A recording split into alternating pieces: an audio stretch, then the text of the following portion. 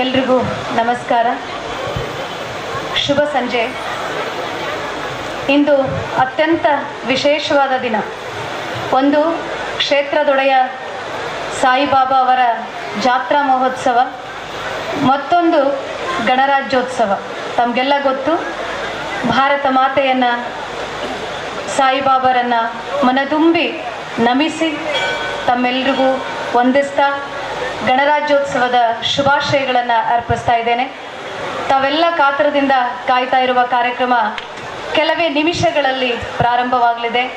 ಗಣ್ಯರು, ಪೂಜ್ಯರು ಮತ್ತು ತಾವೆಲ್ಲ ಹೆಚ್ಚು ಆಸಕ್ತಿಯಿಂದ ಪಾಲ್ಗೊಂಡಿರುವಂತಹ ನಟ ನಟಿಯರು ತಮ್ಮನ್ನು ರಂಜಿಸಲಿಕ್ಕೆ ಕಾರ್ಯಕ್ರಮಕ್ಕೆ ಬರ್ತಾ ಇದ್ದಾರೆ.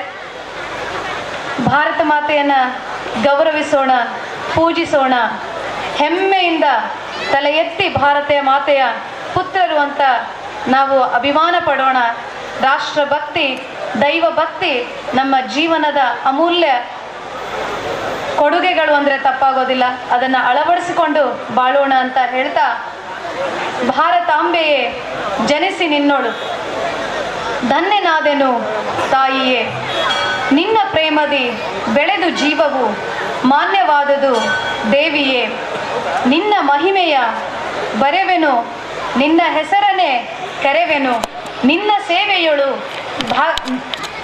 ಸೇವೆಯಳು ಇರುವ ನನಗೆ ಸಕಲ ಭಾಗ್ಯವು ಬೇಕೆ. ತಾಯಿ ಭಾರತೀಯ ಸೇವೆ ಒಂದು ಸಾಕು, ದೈವದ ಕೃಪೆಯೊಂದು ಸಾಕು, ಜೀವನ ಸ್ವಚ್ಛಂದವಾಗಲು ಅಂತ ಪ್ರಾರಂಭಿಸ್ತಾ ಕಾರ್ಯಕ್ರಮ ಪ್ರಾರಂಭವಾಗಲಿದೆ. ತಾವೆಲ್ಲ ಶಾಂತ ರೀತಿಯಿಂದ ಕೂತಿದ್ದೀರಿ. ಇದೇ ಶಾಂತಿ ಮತ್ತು ಶಿಸ್ತು ಕಾರ್ಯಕ್ರಮದ ಕೊನೆಯವರೆಗೂ ಇರಲಿ ಅಂತ ತಮ್ಮೆಲ್ಲರ ಸಹಕಾರವನ್ನು ಕೇಳ್ತಾ ಇದ್ದೀನಿ. ತಾವೆಲ್ಲ ನೋಡಿರಿ, ಬಹಳ ದಿನದಿಂದ ನಟಿ ಪ್ರೇಮ ಬರ್ತಾ ಇದ್ದಾರೆ, ಶರಣ್ಯ ಶೆಟ್ಟಿ ಬರ್ತಾ ಇದ್ದಾರೆ. ಅವರೆಲ್ಲರನ್ನ ಕಣ್ತುಂಬಿಕೊಳ್ಳೋಣ. ನಾವೆಲ್ಲ ಅವರು TV ಪರದೆ ಮೇಲೆ ಸಿನಿಮಾದಲ್ಲಿ ನೋಡ್ತಿದ್ವಿ, ಇವತ್ತು ಪ್ರತ್ಯಕ್ಷ ದರ್ಶನ ಮಾಡ್ತಾ ಇದ್ದಾರೆ. ನಾವೆಲ್ಲ ಅವರನ್ನು ನೋಡೋಣ, ಸಂಭ್ರಮಿಸೋಣ. ಕಾರ್ಯಕ್ರಮದ ಯಶಸ್ಸಿಗೆ ಪ್ರತಿಯೊಬ್ಬರೂ ಕಾರಣ ಆಗೋಣ ಅಂತ ಹೇಳ್ತಾ, ಕೆಲವೇ ನಿಮಿಷಗಳಲ್ಲಿ ಕಾರ್ಯಕ್ರಮ ಪ್ರಾರಂಭವಾಗುತ್ತೆ. ತಾವೆಲ್ಲ ದಯವಿಟ್ಟು ಸಹಕರಿಸಬೇಕು, ಶಾಂತಿಯಿಂದ ತಮ್ಮ ತಮ್ಮ ಆಸನಗಳಲ್ಲಿ ಆಸೀನರಾಗಬೇಕು ಅಂತ ವಿನಂತಿ ಮಾಡ್ಕೊಳ್ತಾ ಇದ್ದೇನೆ.